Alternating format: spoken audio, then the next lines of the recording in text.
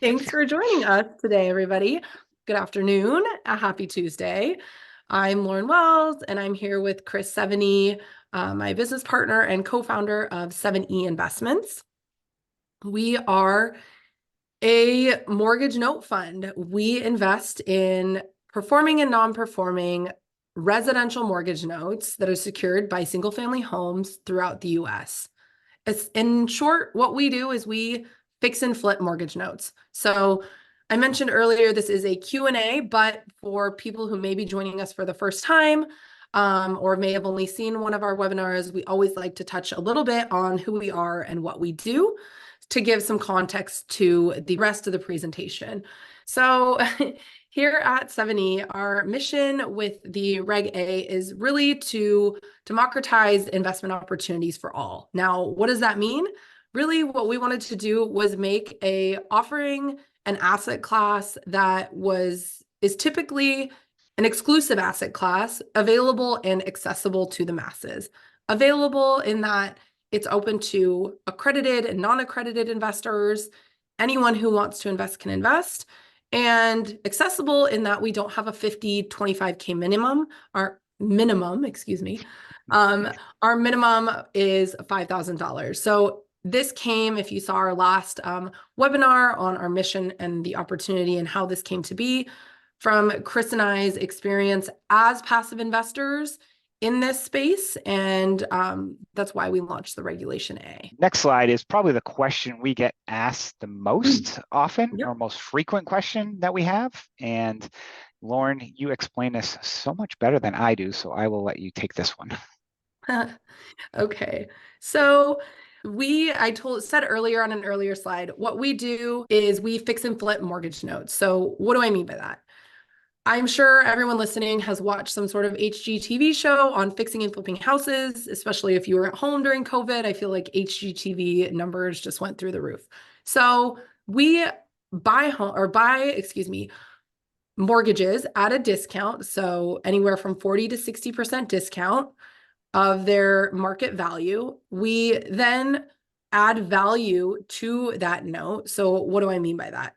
We are either negotiating a payment schedule with the borrower to get them back on track and increase the value of that loan, which then we are generating profits from those payments.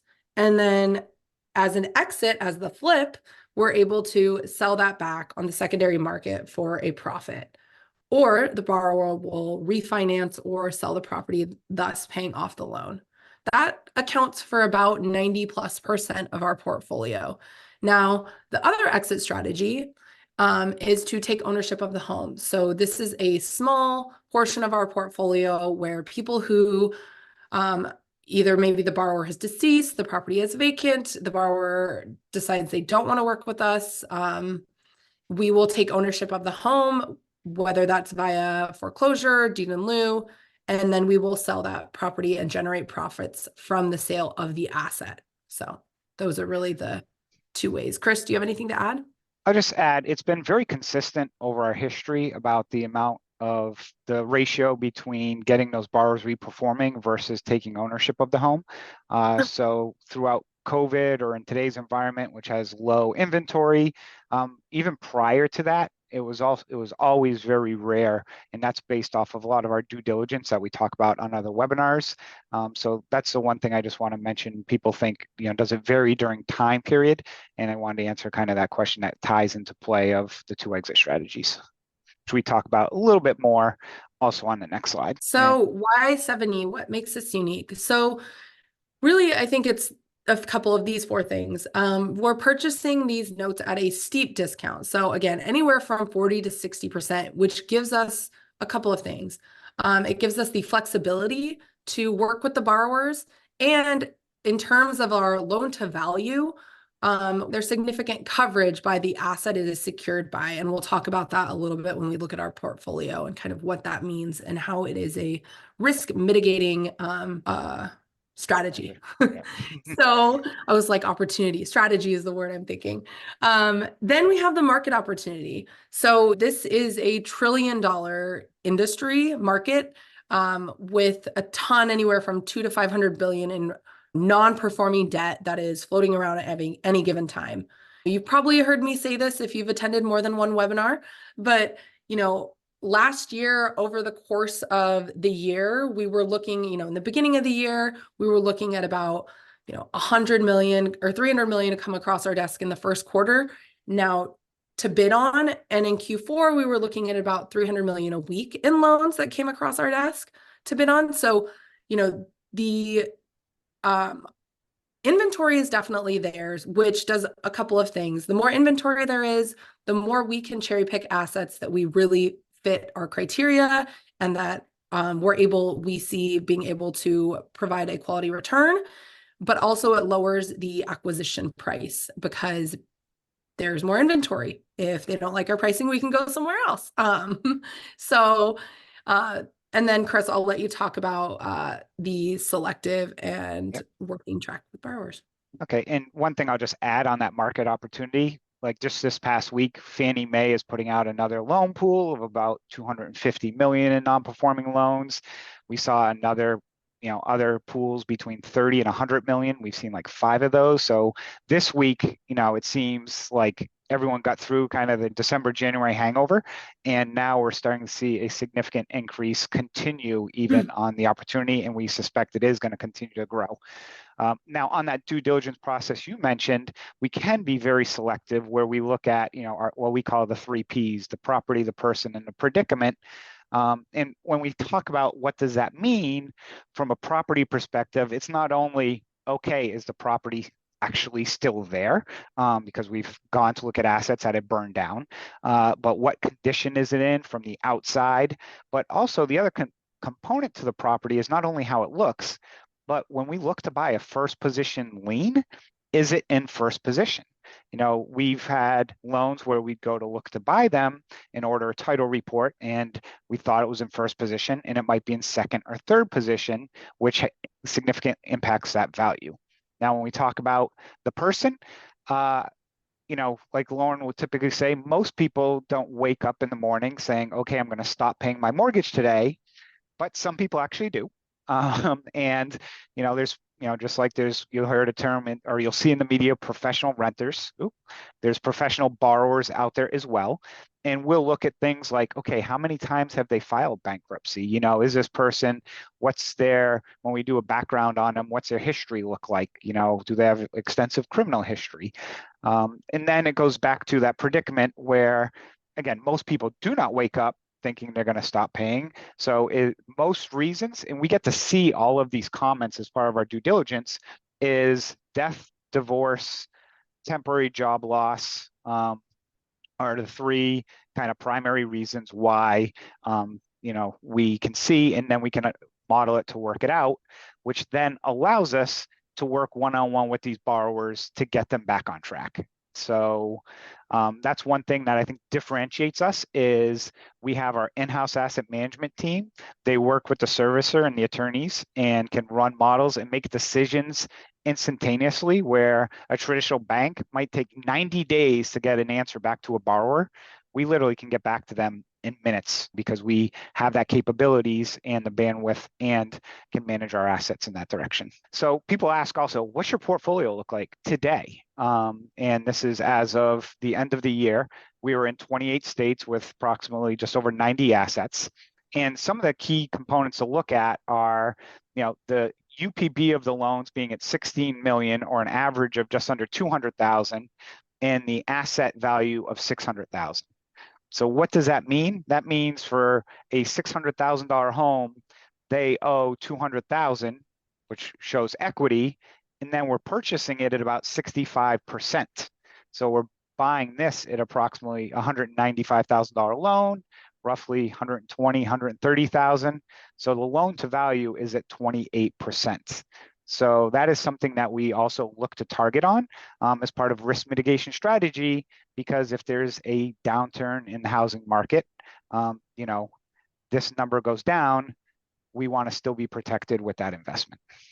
Yeah, and I think it's important to note here, if you're someone who is looking at, a multitude of offerings, as I know there's so much out there, this isn't what we would say is called a blind pool. And what I mean by that is when you're investing in something that is already up and running, and we are continually adding assets too. We're not saying, oh, we have this property we're looking to acquire when we're raising funds for it. We have a current active portfolio that you are investing in where assets are paying us. And then a little bit about Chris and I and our experience and our team. So that individual loan, when we talked about how we make money, that loan cycle of buying a loan and fixing and flipping it, we've done that over 600 times. We've had 5 full cycle funds. So we've had 5 offerings go full cycle, and we've never missed a scheduled distribution or lost an investor's principal investment. I'm having a hard time. I apologize if you didn't hear me earlier. I'm losing my voice, so bear with me. In those previous 5 funds, we have had an average net return to investors of 14.5%. So this isn't our first rodeo. This isn't our first portfolio. Again, we've done this 5 previous time with success. Here is our Regulation A+ offering. So a little bit about what we offer. Like I mentioned earlier, this is open to accredited and non-accredited investors. The term is 4 years. The minimum investment is $5,000 with bonus shares being awarded at investments of $25,000 or more. And it is a preferred dividend where we aim to provide 8% annually, paid as monthly dividends. And something important to note here, actually, you know what? I'm going to wait because there is a question on this earlier. Oh, it's right here. Look at that. Offering highlights. So again, this is open to both qualified and non-qualified accounts. So people, if you have self-directed IRAs, I know we got some questions about that. You can feel free to reach out to our team. We are partnered with a multitude of those custodians and have several investors who have invested with self-directed IRAs. Dividends are paid monthly. So this is an income play. People who invest are typically coming to us to offset inflation, cost of living, daycare costs, car payments, retirement. We do not take on additional leverage, and there are some questions that we'll get into more detail about that on the previous or later slides. Like Chris mentioned, we have up to 4 times collateral coverage. So that LTV is very low, meaning that even if housing prices were to get cut in half, we would still be covered with the loans that we have invested in. It is not a blind pool. So we currently have 93 assets as of January 1st in our portfolio.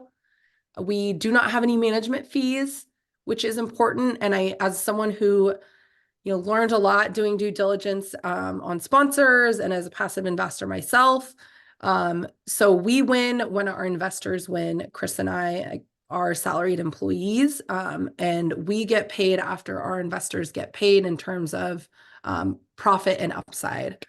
As far as taxes, this is something that is important to note. It is, for tax purposes, you would receive a 1099 dividend form, which they are considered qualified dividends. Now, while I am not a CPA and everyone's tax situation is unique, so please consult your CPA, they are taxed as long-term capital gains. And again, consult with your CPA to see how that would impact you directly. Yeah, the comment I would just add to that is when people look at offerings, remember it's not what you make, but it's what you take home. And there's sometimes can be a big difference, especially when you look at the differences between that, taxes and ordinary income or short term versus long term. And, we're not CPAs, as Lauren mentioned, but it's definitely something I recommend you look at within an offering and ask your tax advisor about. So here's the part you've all been waiting for. Yes. So like I mentioned, we got a ton of questions. We tried to group them, and if there were some that were very similar, we just chose one and put it on here. So again, bear with us. These are some fund-specific questions. I'll go ahead and read the question, and Chris, you can go ahead and answer. Okay. So has 70 had other offerings in the past? How did they go? How long will the combination of businesses stay in business? Yep. So we've had 5 prior full cycle offerings. As you mentioned previously, we have never missed a distribution over the course of those offerings, the average was 14.5% net return to those investors during those offerings. And as it mentions here, we plan to stay in business indefinitely and continue this as an evergreen fund. Anything else you'd like to add with that, Lauren?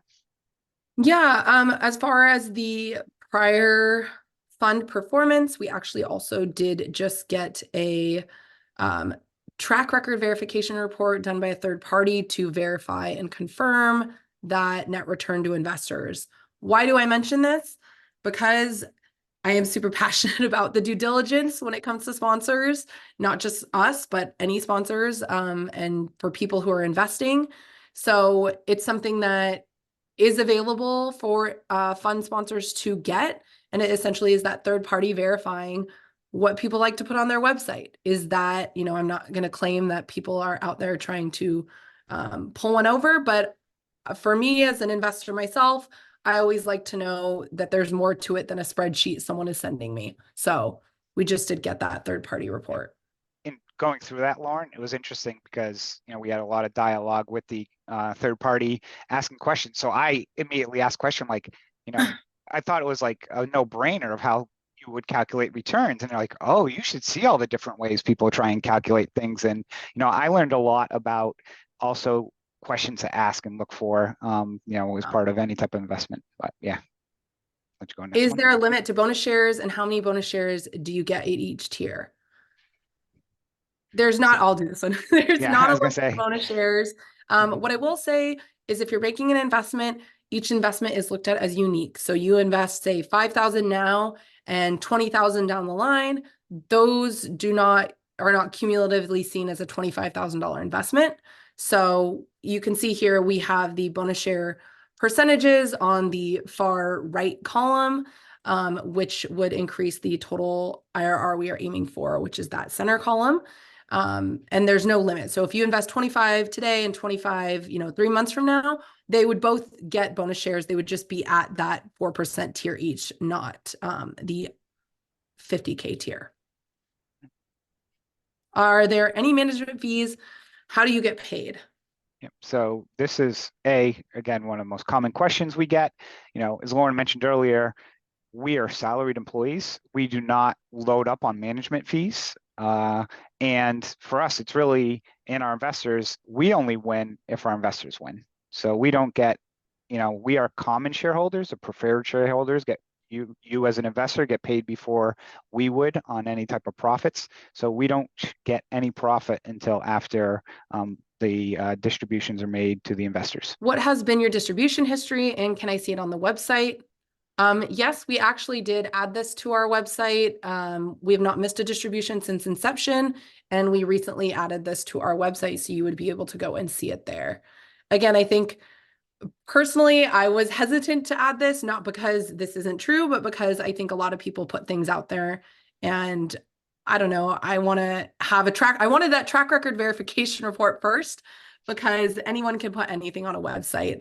So but it is there now after we got that report. So where do I invest, and how do I know that you have invested it? How high can I invest? So investments can be made directly by going to our website. You have two options. You can speak with a member of our team, or you can directly invest. And you go to 70investments.com, and in the upper right, there will be, right next to our investor portal login, there is an Invest Now button.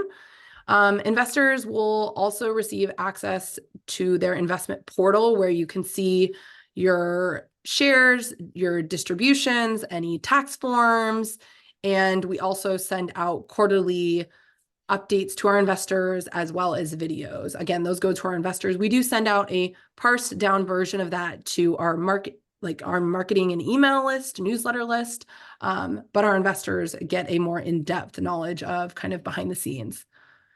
Are there advantages to having a self-directed IRA? Is it possible to invest with a self-directed IRA? It is possible to invest with a self-directed IRA.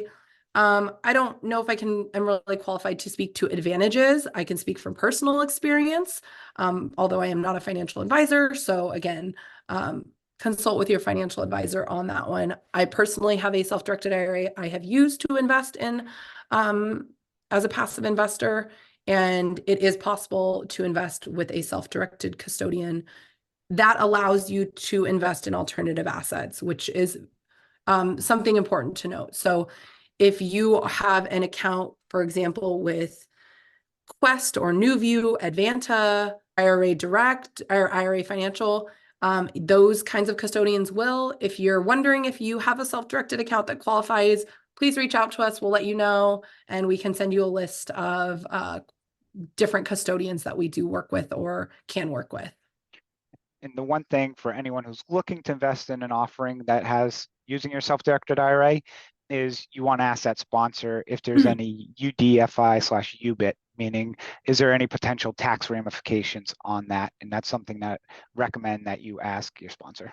And this isn't a self-directed IRA presentation, though I think we should probably do one in the near future. But something I was thinking about is there's a lot of people right now who are transitioning in between jobs or maybe out of a job, but have an IRA from an old employer. Know that when you leave your employer, again, this comes to my passion for education, they don't normally tell you you have another option outside of kind of keeping it with them, even though you might not be employed with them anymore, transferring it to your new employer. But the third option is to roll it into a self-directed IRA. And again, if that's something, if you're in the position where you're wondering how you can do that, feel free to reach out to our team. We can send you a list of custodians you can contact and speak with about that process.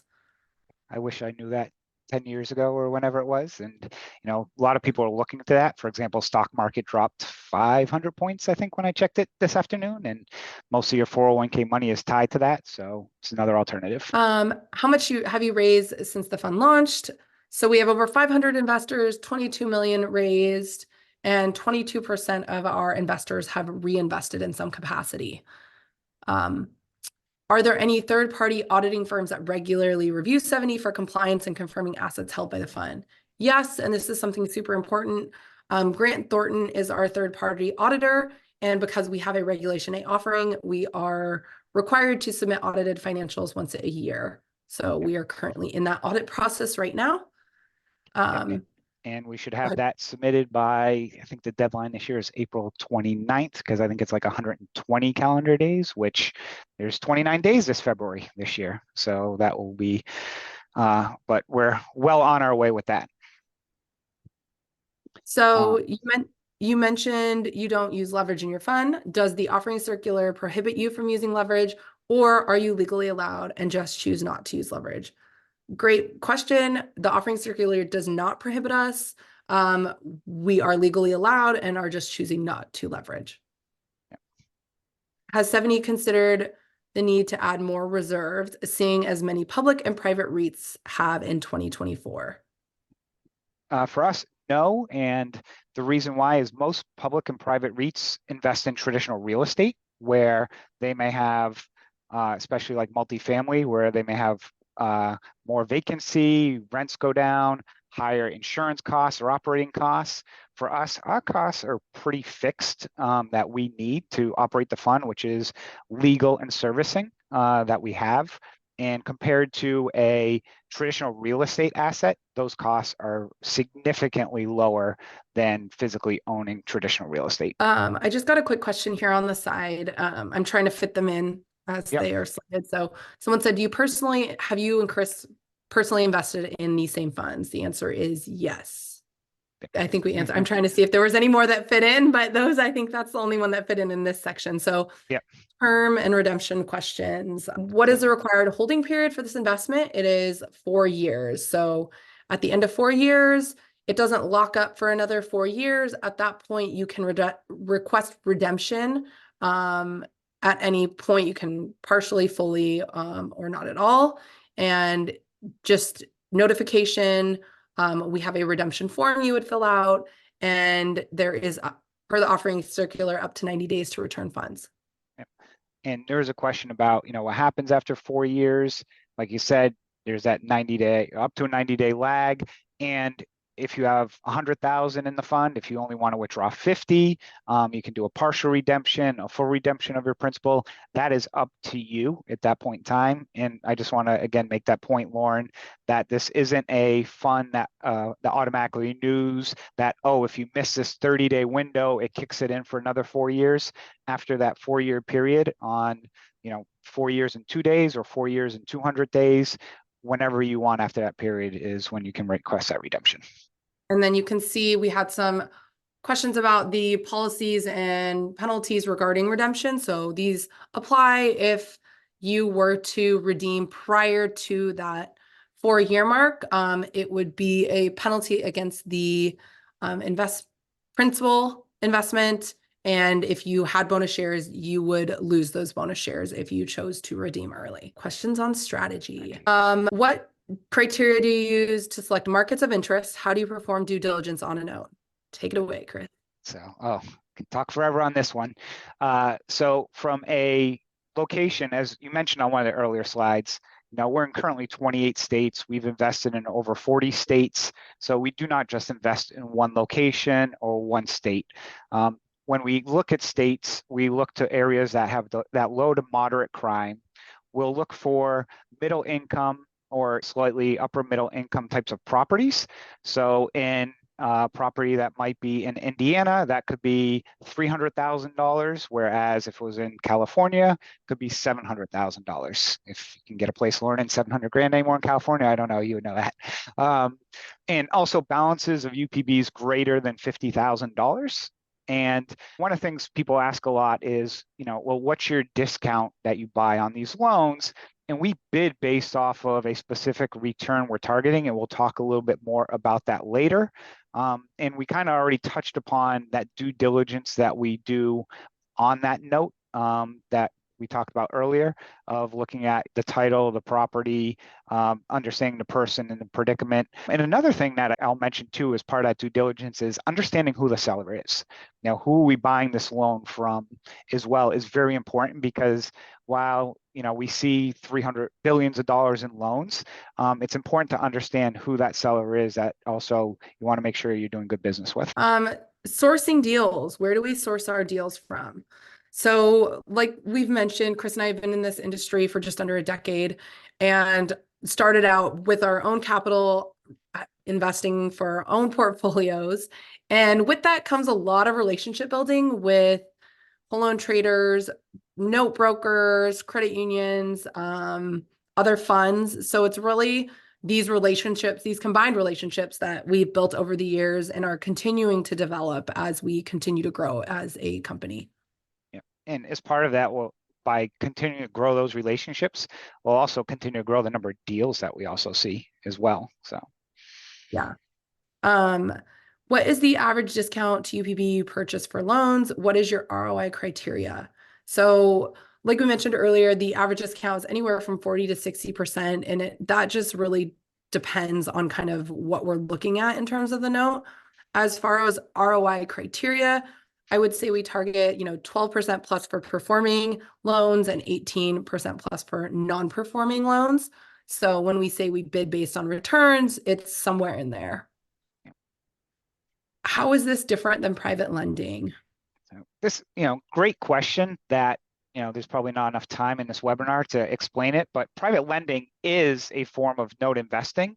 But typically in private lending, it's non-owner occupied, you're originating the loan.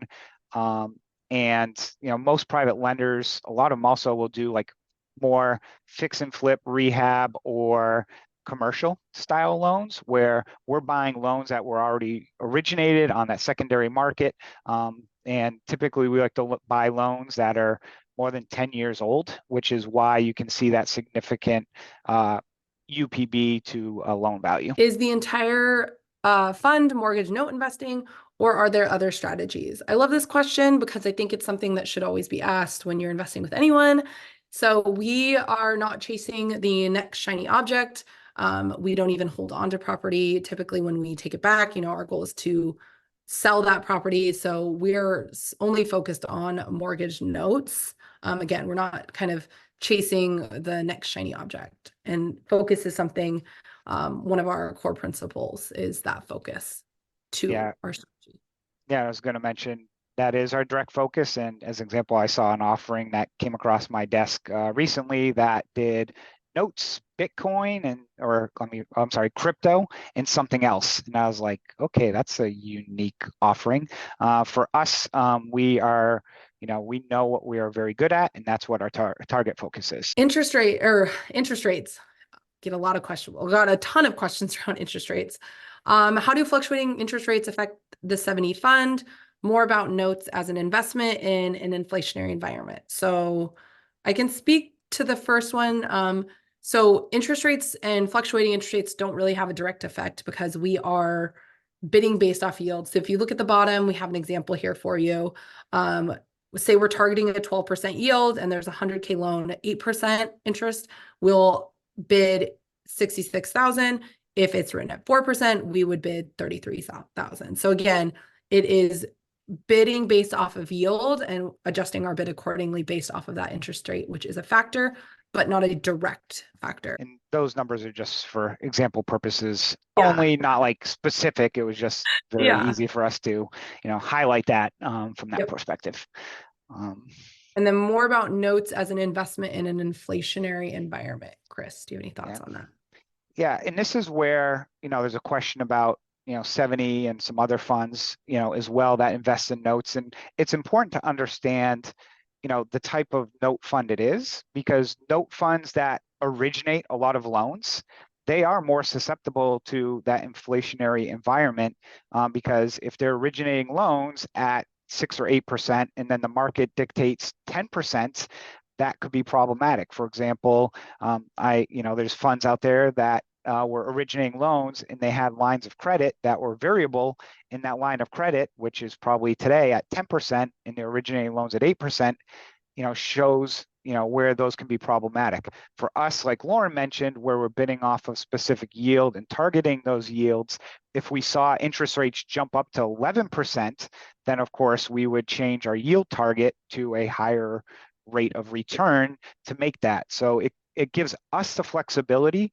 to be able to adjust our bids or adjust according to inflation, where those who originate and a year later realize, ooh, I might be in trouble. That's a different aspect. So something to look at when you're looking at these different types of funds. What are the typical interest rates you are getting now, and how do they compare to what you would get historically? Yeah. And as I mentioned earlier, a lot of the loans we're acquiring are, 5, 10, 15. We have loans from the early 2000s. Most of those are during periods of interest rates, 5, 6, maybe 7% is where typically those loans are. And part of the reason is, when you look at that analysis Lauren did, 100,000 loan at 4%, you're buying it for 33,000.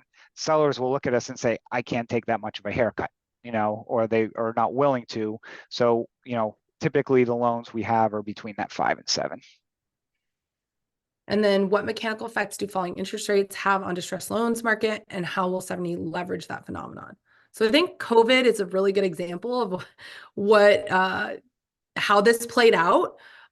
So falling interest rates, we had a ton of loans refinanced. People were refinancing and we were getting paid off, which allowed us to turn that note cycle quicker. So someone asked this while I'm here, this kind of ties in, how long it takes to get a note performing and who talks to the borrower. So it takes anywhere from, performing and seasoned, I would say, to flip and sell back on the secondary market, about 18 months. And who talks to the borrower? So we have licensed servicers in every state that we do business, and they are the one doing the communication. We are the ones, analyzing their financial package and the application that they put into us to work with us and making the strategic decision. But we have licensed servicers, as is required in every state. Yep. And one thing I'll just kind of mention about, like you said, those interest rates, and they're falling. When you look at even today where we're at highs on those interest rates, and over time people do expect them to go down, there's a lot of people having that built up, I need to refinance, and that's where, again, when we can buy some of these loans, get them reperforming, and then once those rates start to drop, work with them because they've got that performing back, get them to refinance, then we get that full payoff, don't have to sell it at a discount. So as rates fall, as Lauren mentioned, it's been a benefit for the type of asset class that we invest in. Mhm. Risk adjustments. So lots of questions here. They all kind of pan down to like these few in one way or another were phrased this way. So what safeguards does 70 have in place that will protect investors? Yep. So we'll look at from that risk profile of where do we see biggest risk on an investment. And for us, it is title to the property. And to mitigate that risk, we order a title report to make sure we're buying it in first position and it's clear title. And also next is taxes, because property taxes is the one thing that can override and wipe out a mortgage. Now, in some states, there's HOA liens, but we look at that too. But taxes is typically where you see the biggest impact, because if people aren't paying their mortgage and not paying escrow, taxes aren't getting paid. So you also need to understand, in Pennsylvania, there's local tax, school tax, all these other taxes. So understanding that and managing it. And then, of course, there's the property value. Understanding that property value and what is the equity in the property. And again, a way we mitigate that aspect is by, not only sending one, but sending two different people to look at the property, take photos, and give us some opinions on what they find that value to be. And then the next two questions kind of all go hand in hand. So I'm going to read them all and then we can kind of talk through them. Yep. Mm-hmm. What keeps you up at night or concerned about your portfolio or business plan? What are the potential national economic conditions that present bigger risk to my investment in CWS? What are some capital loss scenarios that 70 could face? Unforeseen circumstances, and what circumstances would need to arise that would cause 70 not to make a monthly distribution? So I'll talk to it a little bit. Chris, you can probably follow up and add your thoughts. Yep.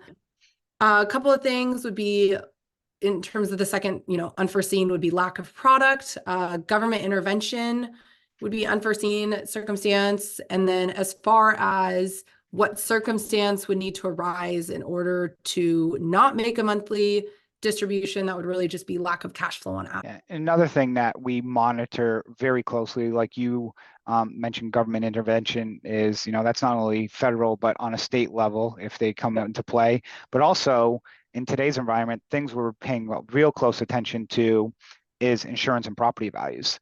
And not only is it just insurance, the rates increasing, but the type of coverage, because, it seems like with insurance, you're paying a lot more and you're getting a lot less. That quarter pounder is now an eighth pounder. If you go into the store and you're paying more for it, is what it seems like. So that's something that we are really, pay attention to.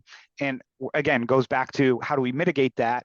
We work with an insurance company specifically that makes sure, A, we're additionally insured on policies. They, can review that homeowner policy. And then if that homeowner policy ever lapses, they will automatically place insurance on that asset. So we always got to make sure we're protected. So that's, again, another mitigation measure we use by using an insurance company to cover us in that case. Yeah. And I mean, I think the property values is another thing as well. I think there's a lot of talk. You would probably read a ton of articles right now on how people are worried that we're going to have another, dip crisis with property values. So again, how we adjust for that is making sure that we have significant equity in the properties which our loans are secured by. It kind of ties into something I mentioned as unforeseen circumstances. Originally you were raising 75 million. Now you're showing 150. Are there any concerns with this large of growth? No, in terms of assets available, inventory. Yeah, I was inventory, like, yeah. I couldn't think of that word. I'm sorry. In terms of inventory, like you saw earlier, this is a $1 trillion industry. So there is ample inventory to be bid on and acquired. So yeah, it could be something that because of government intervention does come to a halt. But that would be very unforeseen, as right now we're just continuing to see more and more inventory come across our desk, especially as banks are looking to be more liquid or get rid of loans that they had originated at 3% because they're essentially losing money on those loans now when interest rates are significantly higher. The other thing I'll mention too, from even internal perspective, when we started the fund, our buy box was, okay, we buy loans at maybe 25, 30,000 UPB. Our loan count has gone down slightly over time, but our asset valuations have increased. So we easily can manage and balance that portfolio as we continue to increase and raise those funds. Exit strategy questions. What is our exit strategy? So we kind of talked about this earlier, and it's something that drew me to notes, was that there's not one exit strategy. Even within the two kind of paths you can see, negotiating payment with the borrower or taking ownership of the home, there's multiple different ways in which we can work with the borrower. It's not just, hey, catch up on your arrears, do a trial payment plan, and we'll modify your loan. We can extend the term after the trial payment plan. So there's just multiple different exit strategies, which gives us the ability to be creative and work with the borrowers and provide that win-win for both them and our investors at the same time. So if you have more specific questions on that, we can go into detail, but I feel like this is something that we talk about a lot as far as exit strategy on an asset by asset basis. Once you get a loan performing and seasoned, what's the average discount to UPB you sell a loan for? How do you determine sell pricing for your notes? Yeah, we will run those through a model to see what, to evaluate what we think that loan is worth and put it out on the market for sale. We sell loans anywhere from yields to investors of 8% and higher from that standpoint. So we analyze every loan similar to like when we're buying a loan. It's a loan by loan basis. And when we sell a loan, we'll look at it on a loan by loan basis. Yeah. Again, so similar to how we bid for yield, it'd be like selling for yield as well. What ability do you have to stop losses if an investment is in a loss or serious decline? I'm seeing if there's any more that in this page that go with it. So this is a great question, and something that I think our asset management team does super well is we don't just onboard loans and kind of set them and check them every 6 months. And part of having an in-house asset management team allows us to be very hands-on and proactive, monitoring our portfolio on a monthly basis, to see where loans are at, how they're tracking against how we projected them to track when we acquired them. So, if we see something that is not hitting certain milestones or isn't where it should be, we would have the ability to, or option or conversation about, do we liquidate this loan prior to, if it's not going to hit these certain benchmarks. And Chris, you work with them a lot. So you want to add anything? Yeah, I was going to say we do budget to forecast. When we buy it, we put a budget in and where we anticipate, and then we constantly update and forecast where we think it's going to end. And if it's going to go an extra 6 months, okay, do we make the decision to sell it today? And we have case studies where we've worked on that and did that and made a great return on it. So we're, like you mentioned, constantly analyzing and looking at these, and not only like I said, budgeting, but forecasting, which is, like you said too, Lauren, is very different because we have that in-house asset management, and most people buy a loan and then just like, oh, here are the costs, here's what we spent, and then turn around, like, sell it. Did we make money? Did we not make money? They have no idea. We, at any point in time, could basically analyze and tell you what we think we would make at, if someone asked me today on this loan, what do you think we'd make on it? We could click a button and review it and get that number. Yeah, I'm laughing a little. We really love our Excel spreadsheets over here. Team 70. If you end up needing to take over a property, can you share more about that process when selling it on the secondary market? How long do you normally hold it? Can you share more about REOs? Yep. As you mentioned, Lauren, earlier, we're not in the REO, we're not in the fix and flip business. We use a nationwide company that will find a local agent for us, and they will manage that agent. And they basically don't take a fee. They take it from the commission of the realtor. So we will work with them. They'll get the property cleaned out for us and confirm it's cleaned out. So we use that company to deal with it, and we don't hold it. We liquidate it and turn around and sell it. And in today's economic environment, houses typically, if we take one back, which is actually rare because usually it will sell at a foreclosure auction because of that equity. But when we do take an asset back, we'll get it listed for sale and try and get it off our books. What happens if a mortgage gets paid off? So the loan would get paid off. If the mortgage gets paid off, that's what we're getting, that payoff. Yeah. So if, for example, if the home sells, then the mortgage would get paid off, we would get paid off because we are the note holders of that mortgage.